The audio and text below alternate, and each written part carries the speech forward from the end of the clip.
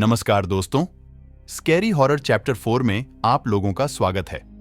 अगर आप स्कैरी औरत चैप्टर 1, 2 और 3 नहीं देखा है तो कृपया करके पहले उसे देखें, नहीं तो आपको यह कहानी समझ में नहीं आएगी। आपके तीनों पार्ट का लिंक डिस्क्रिप्शन में लिंक मिल जाएगी। तो चलिए इस कहानी का शुरुआत करते हैं। पिछले पार्ट में देखे थे कि रमेश वह सामने पड़ी लाश को काटने के लिए अपना चाबी को नीचे घिस घिस कर धार बनाता है। चाबी को धार बनाने के बाद वह सामने पड़ी लाशों को काट कर निकलने लगता है। फिर रमेश सोचता है अपने मन में कि यह मैं कच्चा मांस को कैसे खाऊं। यह सोच ही रहा था और उसके दिमाग में एक तरकीब आता है और सामने पड़ी ऑटो ड्राइवर का जेब में ढूंढने लगता है लाइटर को। काफी ढूंढने के बाद उसे आखिर में मिल ही जाता है एक लाइटर। उसी लाइटर से मांस को जलाकर खाने लगता है। ऐसे करते करते आखिर में जिस दिन का इंतजार था वही दिन आ जाता है, शनिवार। इसके वजह से आज रमेश का उदासपन थोड़ा हट गया था। आज मेरा घर जाने का दिन आ गया है, ये सोच के, और थोड़ा सा उसके मन में अभी भी डर था उस चुड़ैल औरत के वजह से। सोचते सोचते शनिवार का रात आ जाती है। करीब 11 बजे उसे कुछ आवाजें सुनाई देती हैं। कुछ ऐसी आवाजें जैसे कि घर के बाहर से कोई दरवाजा को खटखटा रहा है। कुछ देर बाद एक आदमी की आवाज सुनाई देती है। यह सुनकर रमेश के शरीर में थोड़ा जान आती है और वो आदमी मैडम जी बोल बोलकर आवाजें लगा रहा था। उस आदमी का आवाज सुनकर रमेश चिल्लाने लगता है, भाई साहब, ओ भाई साहब, मेरा मदद कर दो। मैं इस बाथरूम में बंद हूं। ये औरत नहीं है, ये एक डायन है। मेरे को ये बाथरूम में बंद कर दी है, प्लीज मेरा मदद कर दो। रमेश ऐसे बोल ही रहा था, तभी वह चुड़ैल आ जाती है। बाथरूम के दरवाजा में छोटा छोटा छेदा रहता है, तो वहां से रमेश छुप छुप के देख रहा होता है। रमेश उस चुड़ैल को देखकर डर के मारे चुप हो जाता है और चुपचाप देखता रहता है। वह चुड़ैल आती है और धन से वह आदमी का सर में हथौड़ा मार देती है। उसके बाद वो आदमी रमेश के जैसे बेहोश हो जाता है। फिर वह औरत उससे भी घसीट घसीट कर लाती है और उसी बाथरूम में बंद कर देती है। रमेश जानबूझकर चुप हो जाता है। अगर उस औरत ने रमेश का आवाज सुन ली तो वह नहीं छोड़ेगी, इसलिए रमेश चुप हो जाता है। उसे लगे कि रमेश मर चुका है, इसलिए रमेश उस औरत को जाने का इंतजार करता है और कुछ देर चुप हो जाता है। और रमेश देखता है कि वह भी एक ऑटो ड्राइवर ही होता है।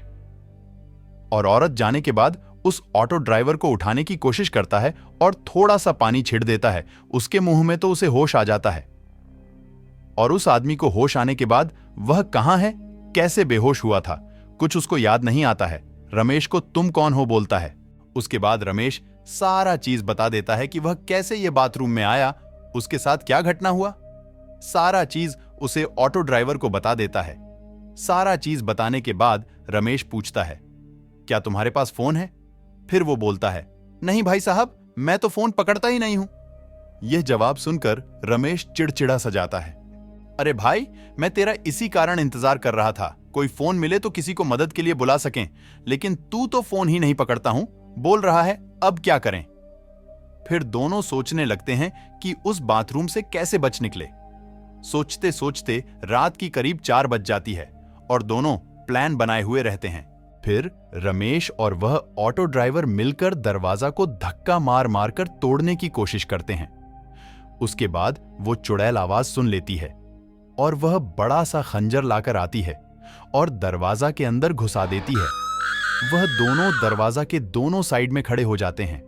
उसके वजह से दोनों को कोई चोट भी नहीं आती है। ऐसे कर करके वह चुड़ैल 5-6 बार खंजर को दरवाजा के अंदर आर पार कर देती है। उसके वजह से दरवाजा पूरा टूट जाता है। जैसे ही टूटता है, दोनों बाथरूम के बाहर निकल जाते हैं, लेकिन जो घर का बाहर का दरवाजा होता है वह बंद रहता है। उसके वजह से वह दोनों बाहर नहीं निकल पाते। फिर एक साइड में खिड़की दिखाई देती है। रमेश खिड़की को तोड़ के बाहर निकलने लगता है और ऑटो ड्राइवर को आवाज लगाता है, ओ भाई साहब, जल्दी आ जाओ, नहीं तो ये औरत मार डालेगी। उसके बाद औरत उस ड्राइवर को हमला करने ही वाली होती है और वह ऑटो ड्राइवर खिड़की से कूद जाता है और खंजर से बच जाता है। उसके बाद वह दोनों बाहर आकर अपना ऑटो की तरफ चले जाते हैं, लेकिन जिस जगह पर ऑटो होना चाहिए वहां होता ही नहीं है। वो जगह पूरा खाली रहता है। उसके बाद दोनों अपना ऑटो को इग्नोर करके वहां से अपना जान बचाकर जोर जोर से दौड़ दौड़ के भागने लगते हैं और सुबह पुलिस को लेकर आते हैं छानबीन करने के लिए।